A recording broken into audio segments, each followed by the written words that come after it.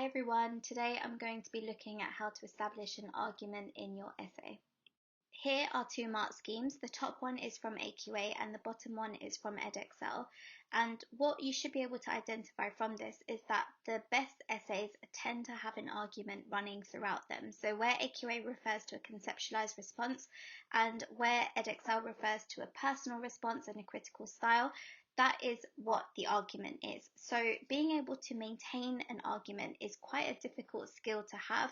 Hopefully this video will help make it a little bit clearer, but it does come with a bit of practice. Okay, you might roll your eyes at what I'm going to say next, but the first thing to do is actually read and consider what the essay question is. There have been so many times where I've read a student's work and I can see that either they misunderstood what the question was asking of them, or they learnt certain points that they're trying to shoehorn into their essay just because that's what they feel comfortable with, and as a result they undermine the whole thing. So make sure you're looking at what the question is asking of you. So in this example, the question is, discuss the presentation of violence in Romeo and Juliet. It's at this point you're just going to do a brain dump. So don't overthink it too much, but write down everything that comes to mind with the particular theme or the topic that you're looking at. So over here, I've referred to the exposition, rising action, climax, falling action, and denouement. Those are references to the play structure. So if you're not sure what those mean, I will be covering those later, but you can just refer generically to the beginning, middle, and end. But it's important not to have evidence that is just from one point in the play. You're trying to prove how well you know this, so it's really important that you just get references from across the text. Okay, this is probably the most challenging part, but it's going to be worth it. So what you need to do is to look at the points that you've just dumped onto the page and think, is there any way that I can tie at least 3 of these points together? So the reason I say 3 is because that should be enough for you to write an essay and get full marks for it, especially if those 3 points are spread across the text. So try and look, see whether there's any way that you can link them all together. So in my example, I have identified that a lot of the violence has been committed by men, and the one instance where Juliet is responsible for violence and she stabs herself with a dagger, which we could interpret as a phallic symbol, and therefore, by referring to male genitalia, it again goes back to men being at the root of this violence. Then go back to your points that you wrote when you were just brain dumping and number them in the order that you think that they should be explored. And this should be based on things like how strong the points are. So especially if they're unusual and not something that every student would think of, go for those ones as things to mention. If you can link in context as well, if that's what you're being set on, bring those in. And then also how well you remember the moments. If you remember quotes and you can explore those, then by all means use that as a reference.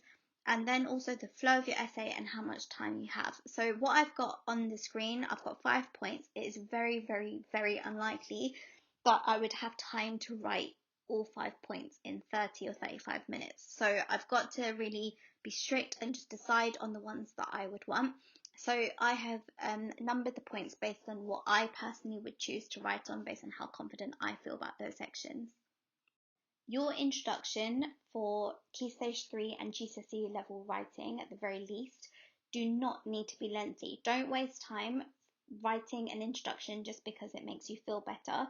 Just get straight on to writing the main points. So over here, I've got 1 sentence as my introduction, and that is enough because I've established my argument. So here I've written, the patriarchal system in Verona is responsible for violence in Romeo and Juliet, and in using the tragedy, Shakespeare is highlighting the need to reform society.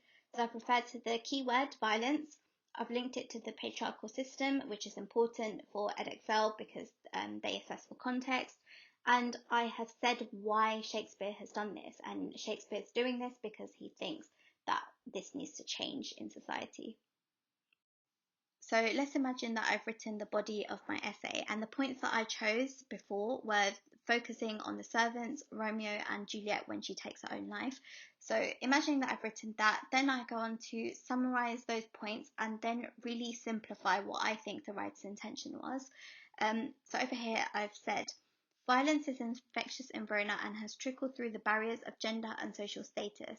Nevertheless, it still seems to have its roots in the traditional notion of masculinity. The play begins with two angry men and ends with two broken men. In doing so, Shakespeare warns us of the damage that patriarchal violence can bring. Tragedy. So my writer's intention is basically stating Shakespeare wants us to change because he recognizes the damage that we can cause from our violence. And I've gone back to the idea that violence is linked to men because that's what I said in my introduction, and also added this with the first sentence, just spoke about how it doesn't matter who you are, you're still going to be affected by the actions committed by the patriarchy and about what they think masculinity is. Learning how to establish an argument and write a thesis statement comes with practice, unfortunately. So I would really recommend just taking a timer and slowly reducing how much time you allow yourself to plan your points, to create a thread in your points, and then to write your introduction and conclusion. But it is worth it. Those highest mark answers always have an argument running through them. So try your best to do it. I've got two up on the screen, so you can practice with those if you want to, or think of any other themes that you might find challenging. But practice makes perfect. Good luck.